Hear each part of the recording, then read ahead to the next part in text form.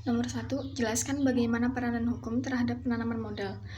Berikut beberapa aspek peranan hukum yang relevan. Kepastian hukum. Hukum memberikan kepastian hukum yang memungkinkan para penanam modal untuk memahami dan mematuhi aturan yang berlaku.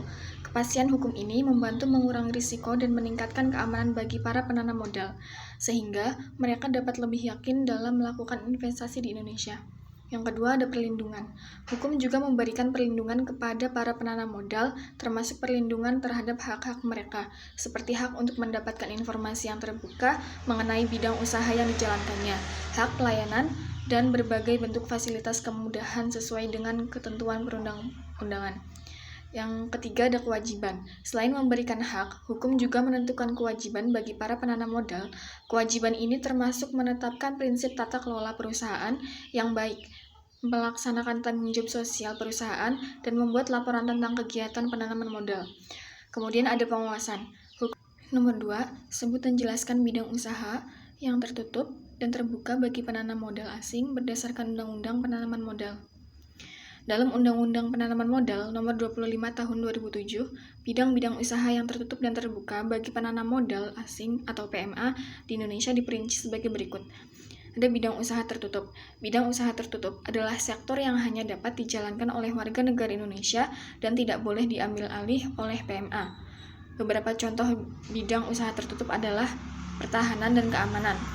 Usaha yang terkait dengan pertahanan dan keamanan negara seperti industri pertahanan, keamanan, dan lainnya hanya dapat dijalankan oleh warga negara Indonesia. Kemudian ada pendidikan. Usaha pendidikan termasuk pendidikan formal dan non-formal hanya dapat dijalankan oleh warga negara Indonesia. Kemudian ada kesehatan. Usaha kesehatan termasuk rumah sakit, klinik, dan lainnya hanya dapat dijalankan oleh warga negara Indonesia. Kemudian ada keagamaan. Usaha keagamaan termasuk yayasan, organisasi, keagamaan, dan lain-lain hanya dapat dijalankan oleh warga negara Indonesia. Bidang usaha terbuka. Bidang usaha terbuka adalah sektor yang dapat dijalankan oleh PMA, tetapi dengan syarat dan ketentuan yang tertentu. Beberapa contoh bidang usaha terbuka adalah industri manufaktur. Industri manufaktur seperti industri tekstil, kimia, dan lain-lain dapat dijalankan oleh PMA. Kemudian ada jasa. Jasa seperti jasa konsultasi, jasa logistik, dan lain-lain dapat dijalankan oleh PMA. Kemudian nomor 3, sebut dan jelaskan bagaimana tujuan dan kebijakan dalam penanaman modal berdasarkan Undang-Undang Nomor 25 Tahun 2007. Berdasarkan Undang-Undang Nomor 25 Tahun 2007 tentang penanaman modal, tujuan dan kebijakan dalam penanaman modal diatur sebagai berikut. Tujuan undang-undang ini adalah untuk mendorong pertumbuhan ekonomi nasional, meningkatkan kesejahteraan masyarakat, serta meningkatkan kemampuan nasional dalam menghadapi globalisasi dan perkembangan teknologi. Modal penanaman diharapkan dapat meningkatkan daya saing, meningkatkan kualitas hidup masyarakat, serta meningkatkan kemampuan nasional dalam menghadapi tantangan global. Kebijakan penanaman modal yang diatur dalam undang-undang ini mencangkup beberapa aspek, diantaranya yaitu ada koordinasi.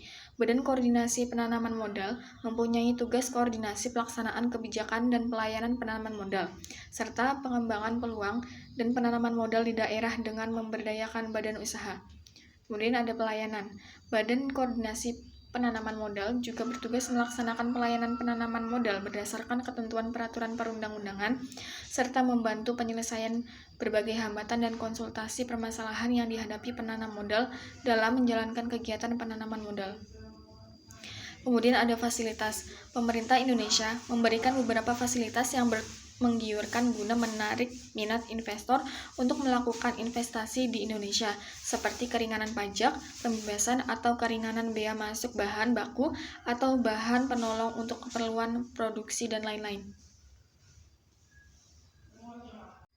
Nomor 4, berikan penjelasan mengenai repatriasi dalam penanaman modal.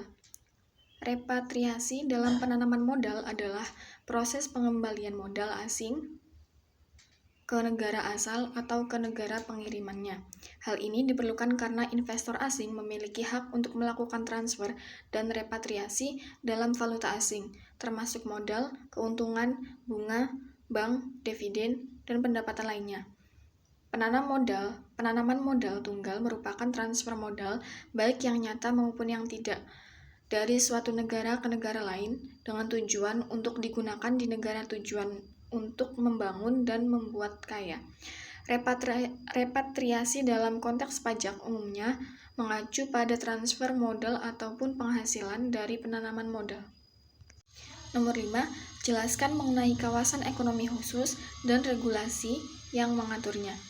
Kawasan ekonomi khusus adalah wilayah yang diterbitkan oleh pemerintah untuk menanam modal tersendiri, yang dapat berlaku bagi penanaman modal di semua sektor di wilayah negara Republik Indonesia. Pengaturan bidang ekonomi khusus disebutkan dalam Undang-Undang Nomor 25 Tahun 2007 tentang penanaman modal yang mengatur beberapa asas untuk penanaman modal seperti kepastian hukum, keterbukaan, akuntabilitas, perlakuan yang sama, kemandirian, dan keseimbangan kemajuan dan kesatuan ekonomi nasional. Nomor 6, berikan penjelasan mengenai nasionalisasi dalam penanaman modal. Nasionalisasi dalam penanaman modal adalah proses pengambilan hak atau aset oleh pemerintah yang dapat dilakukan dengan atau tanpa kompensasi. Dalam hukum Indonesia, nasionalisasi harus dilakukan dengan undang-undang disertai dengan pembayaran kompensasi berdasarkan harga pasar. Undang-Undang Nomor 25 Tahun 2007 tentang penanaman modal di Indonesia mengatur bahwa nasionalisasi harus dilakukan dengan undang-undang dan disertai pembayaran pembatalan. Nomor 7, jelaskan fasilitas fiskal yang didapatkan penanaman modal asing dalam berinvestasi di Indonesia. Penanam modal asing di Indonesia dapat memperoleh fasilitas fiskal dalam berinvestasi, yang terdiri dari berbagai insentif pajak yang disediakan oleh pemerintah. Fasilitas fiskal ini bertujuan untuk membantu penanam modal asing dalam melakukan investasi di Indonesia dan mempercepat pembangunan ekonomi. Beberapa fasilitas fiskal yang dapat diberikan kepada penanam modal asing meliputi ada pengurangan pajak penghasilan. Penanaman modal asing dapat memperoleh pengurangan pajak penghasilan sebesar 30% dari jumlah penanaman modal yang ditetapkan dalam Peraturan Menteri Keuangan Nomor 144/PMK.011/2012. Keringanan pajak penghasilan badan. Penanaman modal asing dapat mendapatkan fasilitas pengurangan pajak penghasilan badan yang berlaku selama beberapa tahun. Kemudian ada kemudahan perpajakan. Penanaman modal asing dapat mendapatkan kemudahan perpajakan lainnya seperti pengurangan pajak ekspor, pengurangan pajak impor, dan lain-lain. Pemberian layanan rekomendasi keimigrasian. Penanam modal asing dapat mendapatkan rekomendasi keimigrasian untuk mendapatkan kemudahan dalam masuknya ke Indonesia.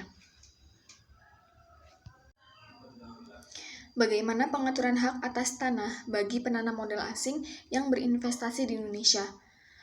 Pengaturan hak atas tanah bagi penanam modal asing yang berinvestasi di Indonesia terdiri atas beberapa hak yang teratur dalam Undang-Undang Penanaman Modal.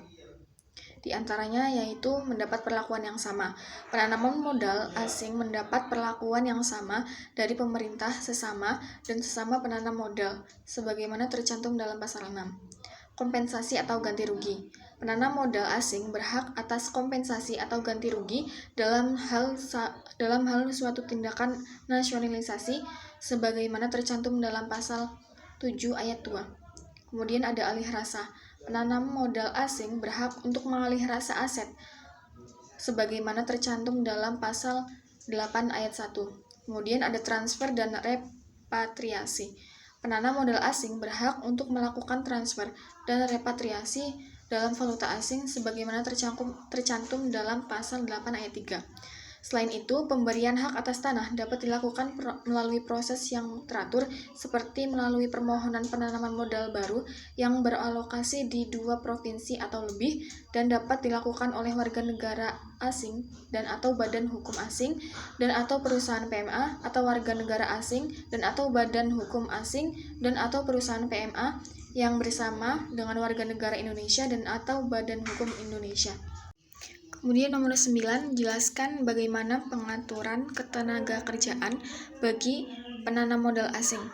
Peraturan ketenagakerjaan bagi penanam modal asing di Indonesia disusun dalam pasal Pasal 2, Keputusan Presiden Nomor 29 Tahun 2004 tentang penyelenggaraan penanaman modal dalam rangka penanaman modal asing dan penanaman modal dalam negeri melalui sistem pelayanan satu atap.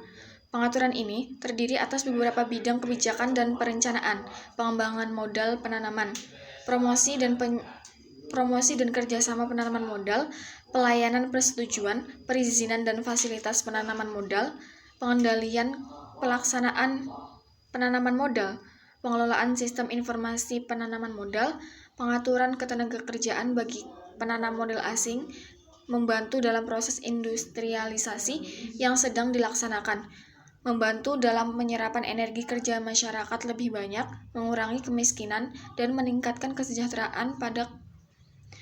Pengaturan ini juga digunakan sebagai instrumen politik untuk mencapai kepentingan secara langsung ataupun tidak langsung.